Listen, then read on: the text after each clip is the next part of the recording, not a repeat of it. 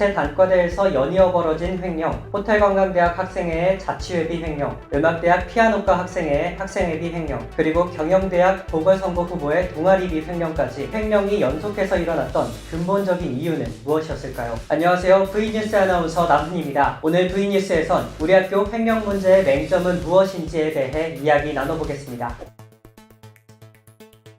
우리 학교 호관대, 음대, 경영대에서 벌어진 횡령 사건. 김윤지 기자, 이 사건들 각 정황이 어떻게 되나요? 먼저 올해 3월 14일 호관대 학생회는 학생회 인스타그램에 제46대 부학생회장의 자치회비 횡령건과 관련해 사과문과 입장문을 게시했습니다. 작년 12월 제46대 학생회 임기 직후에 제47대 학생회로 자녀 자치회비 2월금을 송금하는 과정에서 50만원 횡령금이 발생했습니다. 당사자가 임기 중 진행한 사업에 대한 거래 내역을 제대로 보고 및 관리하지 않아 89,000원의 차익 또한 발생한 사건입니다. 자치회비 2월금 송금 과정에서 발생한 횡령이군요. 그럼 음대 피아노과 횡령 사건의 정황은 어떻게 되죠? 같은 달 16일 음대 학생회에서도 인스타그램에 제53대 피아노과 학생회장의 학생회비 횡령건과 관련해 입장문을 게시했습니다. 제54대 학생회장이 제53대 학생회장에게 2월 4일부터 학생회비 송금을 요구했지만 14일 290만 6,965원 중 90만 6,965원만을 송금하고 뒷날인 15일에도 약속한 잔여 금액을 송금하지 않았던 사건입니다. 네, 음대 횡령 사건의 경우 당사자가 재작년부터 2년간 학생회를 연임했었죠. 그럼 적어도 2년간 회비 사용이나 관리에 있어서 체계가 부실했는지를 의심해 볼 수 있겠네요. 경영대의 경우는 어떤가요? 경영대 선거관리위원회에서도 인스타그램에 보궐선거본부 후보 에이블의 횡령건과 관련한 입장문을 게시했는데요. 에브리타임을 통해 제기된 에이블 부후보의 동아리비 횡령 주장이 결국 사실임이 확인돼 부후보의 피선거권이 박탈됐던 사건입니다.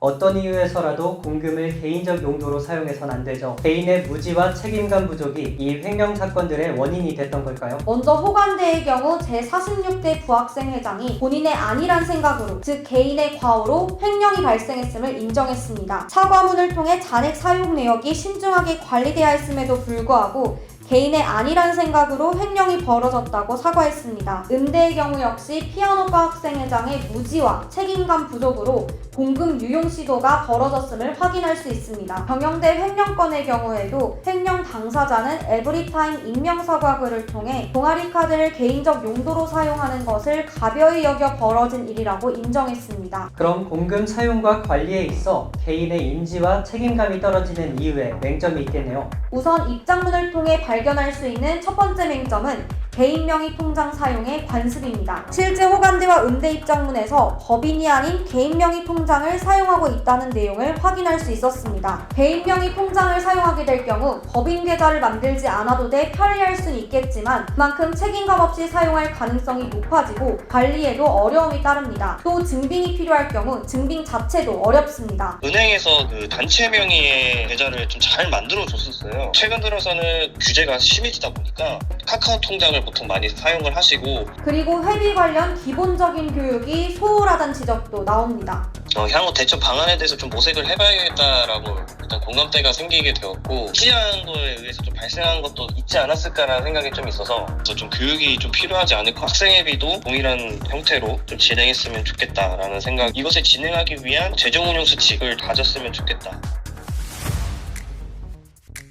네, 다음으로 회비를 사용하고 관리하는 구조적 체계에 있어 어떤 맹점이 있나요? 학생회의 경우 재정 담당자가 따로 없는 경우가 흔하고 재정 관련 규정 자체도 굉장히 모호합니다. 재정 운영 관련 세칙이 각 단과대마다 다르고 아예 없는 단과대도 있습니다. 소모임이나 학회, 동아리의 경우에는 세칙 제정이 특히나 더 어렵습니다. 세칙 제정이 어렵다면 관련 규정을 참조할 수 있는 일종의 가이드라인은 있는 건가요? 취재 결과 공식적인 가이드라인은 없었습니다. 하지만 인터뷰 과정에서 통합 측은 가이드라인의 필요성을 인지했고 가이드라인을 제작할 계획이 있다고 밝혔습니다. 그렇다면 횡령 사건을 다루는 감사위원회의 감사 규정이나 감사 진행 과정은 어떤가요? 횡령 횡령 사건이 터지면 총학에서 감사위원회를 꾸리게 됩니다. 취재 결과 감사위원회 규정과 같은 경우엔 감사위원회 회칙이나 세칙이 구체적이진 않았습니다. 관련 규정이 없는 경우가 흔하고 있더라도 어떤 절차로 진행되는지, 자료 요청을 어디까지 할 수 있는지가 모호합니다. 아, 그렇군요. 그럼 횡령 사건이 발생했을 때 감사위원회를 발의하고 감사 결과를 공개하는 총학생의 후속 조치는 어땠나요? 네, 이번 횡령 사건들의 경우에도 총학이 후속 조치를 밟았습니다. 총학은 감사위원회 발의를 의결하고 감사위원회 업무를 도왔으며 학생들에게 감사 결과를 공개했습니다. 후속 조치도 총학의 중요한 역할이지만 재발을 방지하는 것도 총학의 몫입니다. 재발 방지를 위해 구체적 방안 마련이 시급해 보입니다. 학생의 학생 회칙에 이제 명시되어 있는 학우 참여형 회계 감사 시스템 이런 부분들에 대한 규정도 사실은 좀 미비해요. 그래서 이런 가이드라인과 그리고 규칙을 좀 제정을 함으로써 학우들의 참여를 보장하고 회칙 개정을 통해서 좀 더 감사 범위를 규정하고 뭐 세분화해서 좀 더 구체적으로 좀 더 넓혀서 범위를 더 많은 분들이 재정 운용 교육을 듣고 좀 증빙을 의무감도 주고 할 수 있도록 회비의 투명한 사용과 꼼꼼한 관리, 학생회의 기본적인 역할이자 학생들과의 신뢰에 있어 근간이 되는 문제입니다. 그럼에도 불구하고 여러 차례 발생한 우리 학교의 횡령 사건들, 그 맹점이 무엇인지에 대해 짚어봤는데요. 5월 축제 등 활발한 학생회 사업이 진행되는 요즘 개인적 한계를 극복하고 구조적 맹점을 보완해 더 깨끗한 회비 관리가 이루어지길 기대해보겠습니다. 지금까지 김윤지 기자와 함께한 V뉴스 아나운서 남훈이었습니다.